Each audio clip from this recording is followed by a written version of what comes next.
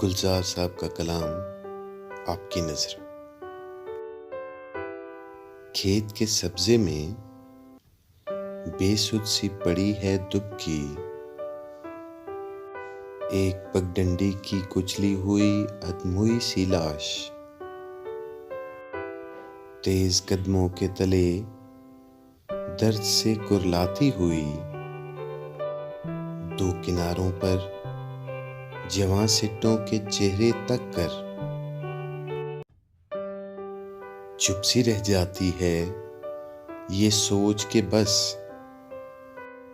ये मेरी कोख कुचल देते न राहगीर अगर। मेरे बेटे भी जवां हो गए होते अब तक, मेरी बेटी भी तो अब शादी के काबिल होती। खेत के सब्जे में बेसुध सी पड़ी है दुबकी।